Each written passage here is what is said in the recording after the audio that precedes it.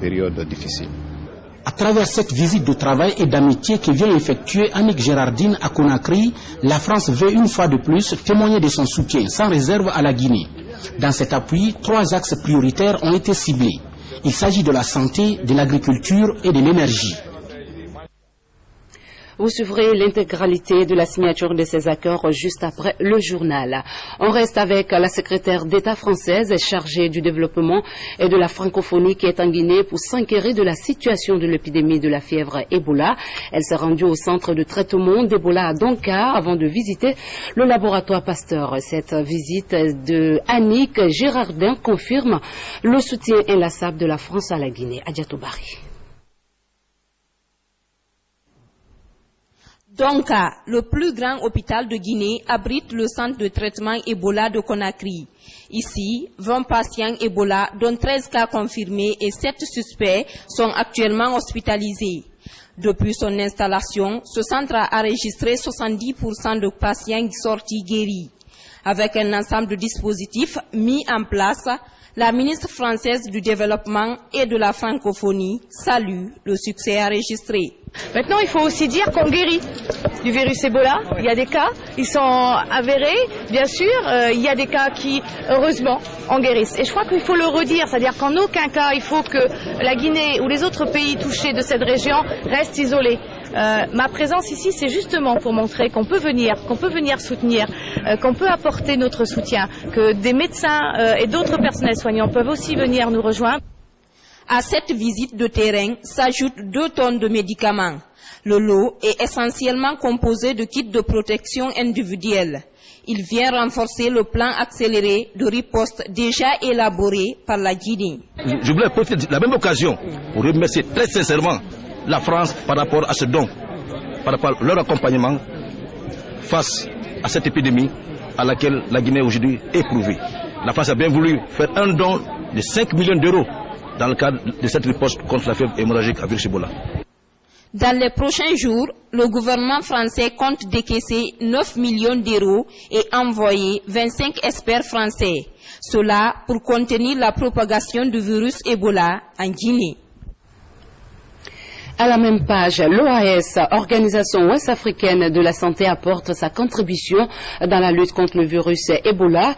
Ce don est composé de lots de matériel sanitaire et des vivres. D'autres dons sont annoncés par l'institution, notamment la logistique pour le transport des matériels de première nécessité, aussi pour la sensibilisation. On retrouve une fois de plus Adjatou Bari pour le compte-rendu.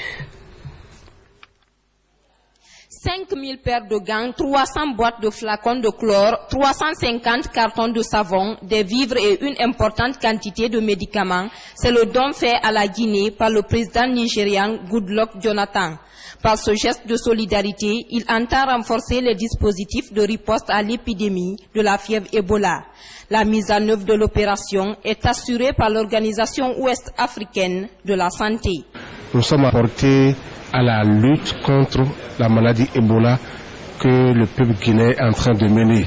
Ce matin, nous venons de procéder donc à la remise des médicaments. Nous allons tout à l'heure aussi remettre un lot important de vivres pour les patients. Et je précise que tout ceci doit aller sur le terrain et non rester à Conakry. C'est pour les malades, c'est pour les centres de santé, c'est pour les agents pour qu'ils puissent se protéger et aller réellement traiter les patients. Le montant total du don s'élève à $1 million. Il s'inscrit dans le cadre des recommandations des ministres de la Santé de la CEDEAO, tenues à Accra le 28 août dernier. Nous tenons à ce que les responsables soient très exigeants. Tout agent de santé qui ne portera pas les gants pour examiner un citoyen guinéen doit être suspendu de ses fonctions. Et le responsable qui ne va pas le faire, lui aussi va accompagner son agent, les supervisions vont passer.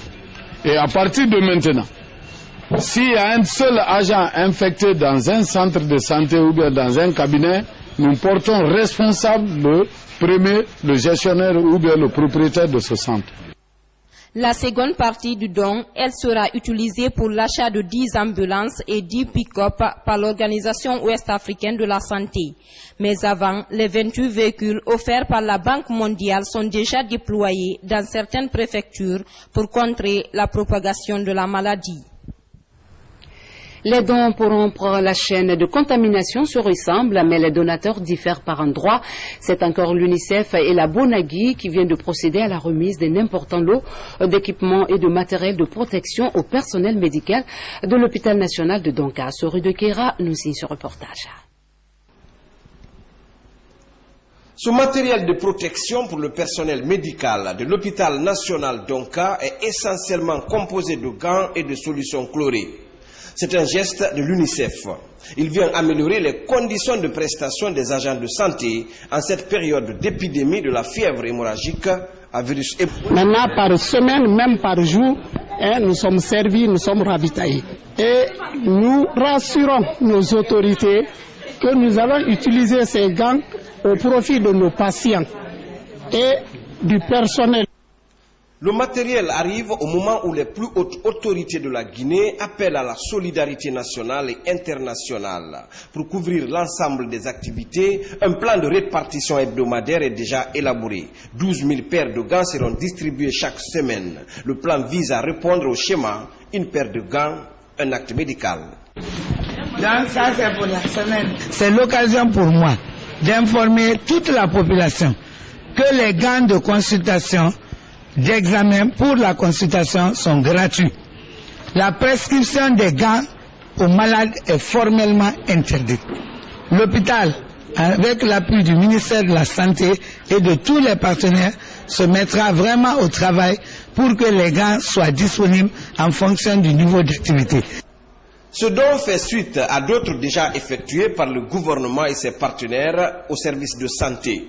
Ce dernier permettra à l'hôpital national Donka d'être à l'abri de toute rupture de gants, notamment en cette période d'épidémie.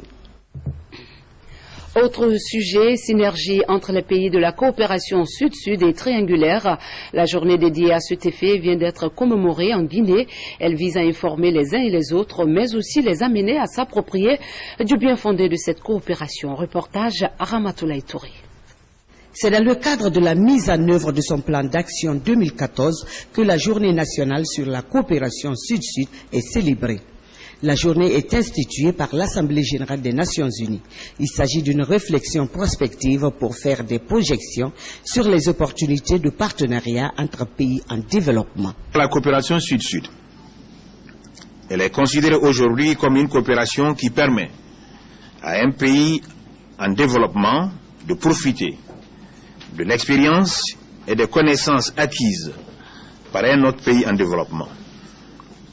Cette coopération est reconnue comme un outil efficace de coopération pour renforcer les efforts d'intégration sous-régionale et régionale et pour la mobilisation et l'optimisation de l'utilisation des ressources au bénéfice des pays les moins développés du continent.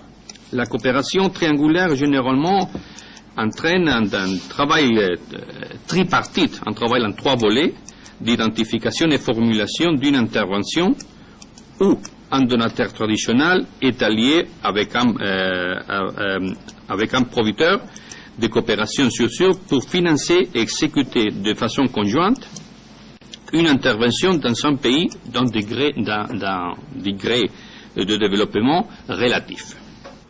Présent à cette cérémonie, le programme des Nations Unies pour le développement joue aux côtés des partenaires un rôle central et catalyseur dans la promotion, la coordination des activités de coopération sud-sud et triangulaire.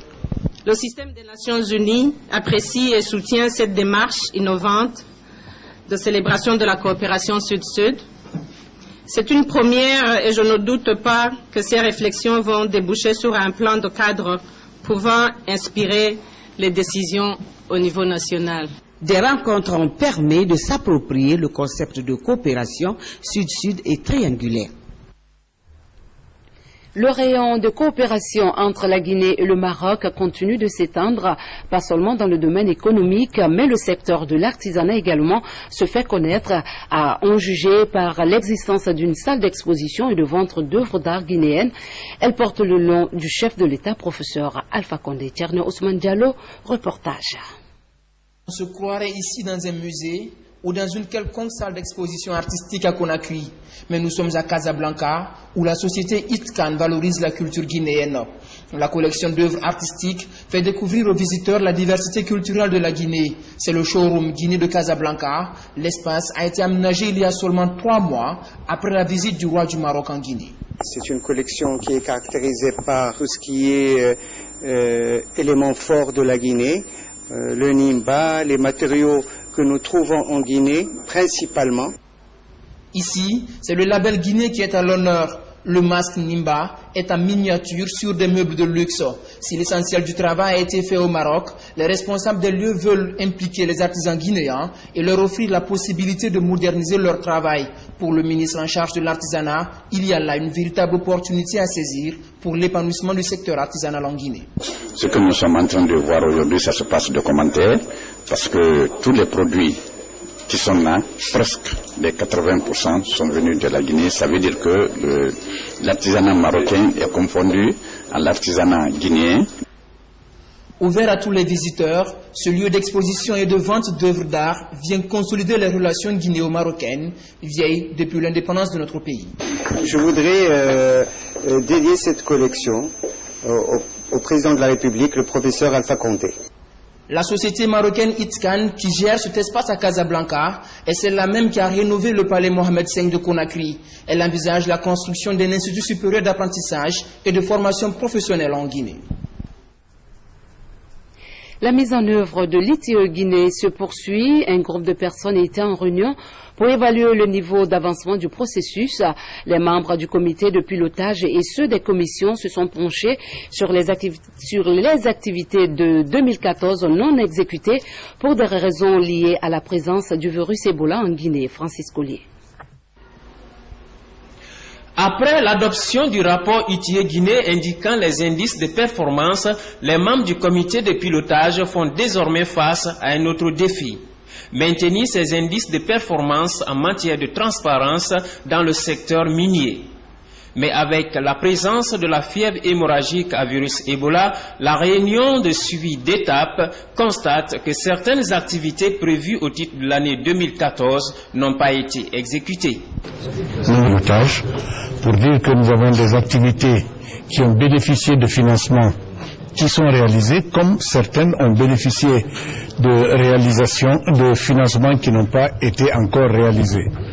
Et la raison fondamentale de l'inexécution de ces activités qui ont reçu un financement, c'est que nous sommes dans une situation entre guillemets de blocage à cause de Ebola, parce que ces activités doivent être conjointement effectuées avec des partenaires dont les représentants doivent venir de l'extérieur.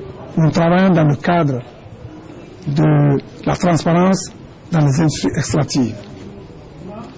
La santé, elle est prioritaire, primordiale et fondamentale. L'émergence économique d'une nation dépend de l'état sanitaire de ses citoyens. Le président de la République a demandé à tous les citoyens guinéens de livrer une guerre à Ebola. Avec le souci de maintenir la performance de la Guinée en matière de transparence dans les industries extractives, le comité de pilotage ITIE Guinée entend renforcer sa stratégie. Il s'agit notamment d'organiser des ateliers de vulgarisation du processus ITIE avec les institutions et les communautés à la base. Et puis, deuxième étape des séances de vulgarisation du projet de création de la future École nationale d'administration. Cette étape concerne les cadres des départements des finances et ceux du budget. La démarche consiste à les outiller sur le contenu du document réalisé, et ce pour une meilleure appropriation. Le point avec Mamadi Gassama. C'est la deuxième étape de vulgarisation du document de création de la future École nationale d'administration ENA.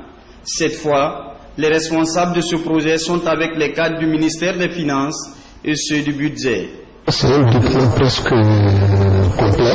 L'avantage, je dirais, ça va permettre à la Guinée d'avoir une administration performante et ça va favoriser la formation des gestionnaires publics chevronnés. Cette séance d'appropriation a un double enjeu. Recenser les faiblesses du projet, mais aussi faire des propositions allant dans le sens de l'amélioration du contenu du programme de création de l'ENA. Cette école va nous permettre d'économiser des ressources parce que chaque année, tenez-vous bien, ce sont des centaines qui vont à l'étranger pour la formation. Mais si nous mettons en place ces structures et avec le partenariat avec ceux qui ont déjà ces écoles, pareil, et ce sera des échanges d'expériences, de professeurs, de structures. Parce que souvent, ça peut être délocalisé. Donc, nous aurons des administrateurs publics qui répondront à l'attente des citoyens. L'idée de création d'une école nationale d'administration viendra, si vous voulez, corriger ce déficit. Donc, nous aurons maintenant affaire vraiment aux cadres qui vont sortir de cette école nationale d'administration et qui seront amenés aussi à diriger les activités au sein de l'administration des douanes.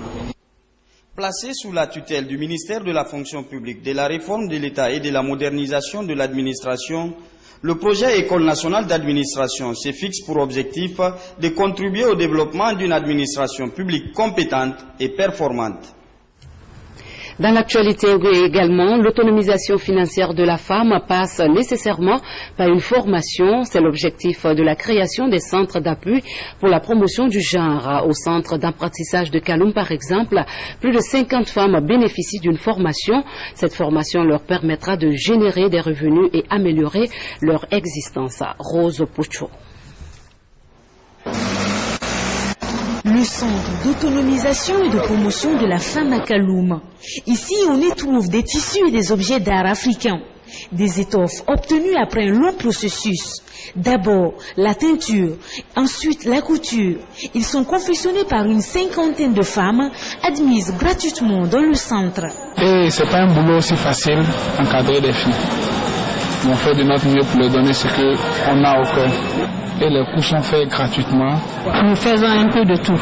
Ce que nous mettons en valeur ici, les nappes de table. Nous faisons ça dans les tissus damassés, le bazin blanc. Les clients ici, c'est des expatriés. Les tissus damassés là sont fournis par nos chefs du département. Que ce soit le matériel ou bien la machine, tout est financé par le gouvernement à l'heure là. Produits finis, des robes, des chapeaux, tableaux et même des sacs attirent de plus en plus la clientèle. Aujourd'hui, ces tissus et objets d'art sont beaucoup plus utilisés dans les défilés de mode, dans les hôtels et restaurants. Le but recherché, vous savez, c'est d'attirer la clientèle ici en Guinée, la clientèle qui aime vraiment ce décor-là africain, n'est-ce pas? Ils se retrouvent dans ce décor africain-là. La spécificité de ces objets est convoitée par de nombreux étrangers, une convoitise qui profite bien à ces artisanes. Parce que teinture on fait beaucoup la teinture ici et la couture. Maintenant, j'ai maîtrisé la teinture. Actuellement, j'apprends la couture pour que je puisse coudre les habits, même chez moi.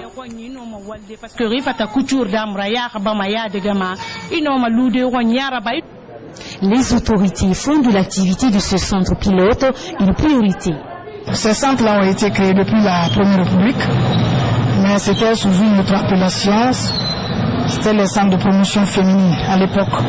Donc c'est en 1973 que ces centres ont été créés et ils sont implantés dans chacune des préfectures de la Guinée.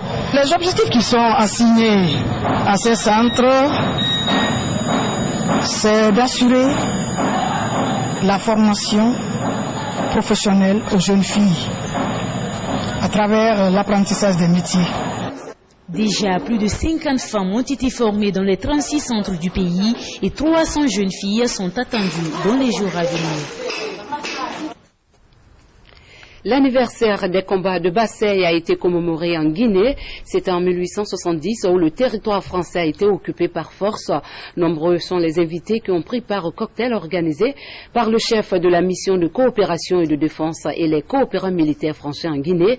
Souvenir de ce moment de guerre avec Makale Souma. Les combats de Bazeilles se sont déroulés entre le 31 août et le 1er septembre 1870 entre la Prusse, actuelle Allemagne, et la France. Des combats acharnés entre le premier corps d'armée bavarois et l'infanterie de marine française. Depuis, Bazeilles est devenu le haut lieu et le symbole des troupes de marine. 144 ans après, les combats de Bazeilles sont toujours célébrés, et ce, chaque année, dans tous les corps de troupes de France. Les anciens ont été engagés à Bazeilles le 31 août et le 1er septembre 1870 pour reprendre un petit village qui est près de Sedan, à la frontière avec la Belgique, qui s'appelle Bazeilles, et qui était pris par les Bavarois. Et lors de ces 2 jours de combat, les soldats de l'infanterie de marine ont pris le village, l'ont rendu parce qu'ils ont eu l'ordre de se replier, parce que l'état-major changeait sa manœuvre, et ceci 4 fois de suite. À la fin, lors de la 4e fois qu'ils ont repris le village, le 1er septembre 1870, ils n'avaient pratiquement plus de munitions. Chaque année, pour l'anniversaire de ce fait d'armes, un solennel hommage est rendu à ceux qui en furent les héros à travers le récit des combats qui explique la grandeur et la servitude de la condition militaire. L'ambassadeur de France a mis l'occasion à profit pour réaffirmer l'amitié de la France à la Guinée. De l'amitié, de l'esprit d'engagement, nous en aurons tous besoin cette année, dans des circonstances qui sont éprouvantes pour la Guinée, avec l'épidémie d'Ebola.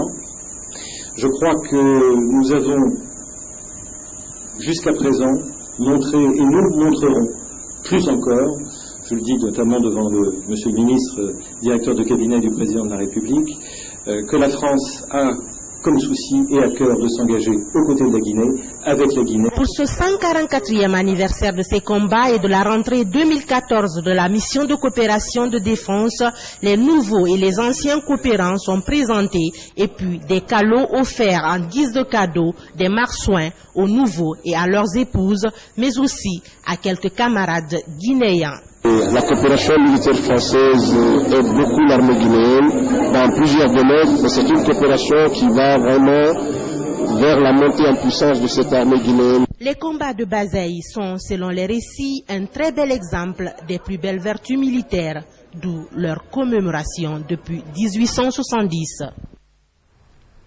Diplomatie, Cabinet Condé est le nouvel ambassadeur extraordinaire et plénipotentiaire de la République de Guinée au Burkina Faso. Il vient de présenter ses lettres de créance au président du Faso. Marthe Mourad Camara, commentaire. Les relations fructueuses unissant Ouagadougou et Conakry connaissent des éclaircies et entrent dans une nouvelle dynamique avec le réchauffement de la coopération bilatérale et la nomination d'un nouvel ambassadeur de la République de Guinée auprès du président Blaise Compaoré avec résidence à Bamako. Au cours de cette tradition diplomatique, l'ambassadeur Cabinet Condé a transmis au président burkinabé les remerciements du chef de l'État, professeur Alpha Condé, pour la non-fermeture des frontières de son pays aux citoyens guinéens suite à l'épidémie de la fièvre hémorragique Ebola. Le diplomate guinéen a rappelé la relance des travaux de la grande commission mixte de coopération Guinée-Burkina Faso, dont la première session s'est tenue en mars 2011 à Conakry.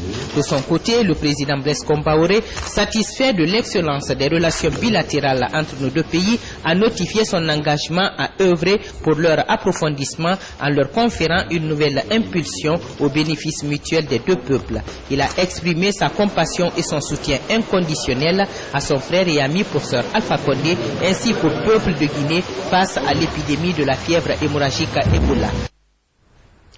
Hors de nos frontières, les gardes des côtes italiennes ont encore secouru un bateau de migrants clandestins en mer. L'Union des jeunes parlementaires africains vient de naître au Maroc. Il s'agit de renforcer les échanges entre les nouveaux leaders africains. Suivez. Nouvelle opération de sauvetage en mer. Les gardes-côtes italiens ont secouru un bateau de migrants à la dérive. 2 personnes ont été repêchées des eaux. L'opération militaire et humanitaire Mare Nostrum, lancée par l'Italie il y a près d'1 an, a permis de secourir plus de 60 000 migrants. Des députés africains réunis sous une même bannière. L'Union des jeunes parlementaires africains vient d'être créée à Rabat, au Maroc. Il s'agit de renforcer les échanges et les débats entre les nouveaux leaders africains. Cette organisation vise aussi à promouvoir la participation des jeunes à la vie publique africaine. Alpha Ibrahima Mogo Diallo n'est plus, décédé des suites de maladies. Grand commis de l'État, éminent dirigeant sportif, il a rendu d'énormes services à son pays. On se souvient de l'homme à travers ces images prises en 2013 au Palais du Peuple. Suivez. Je voudrais remercier le CIO pour cette marque de reconnaissance envers la Guinée, mon très cher pays, qui a effectué une longue marche vers la proclamation et vers l'harmonisation de l'olympisme dans mon pays.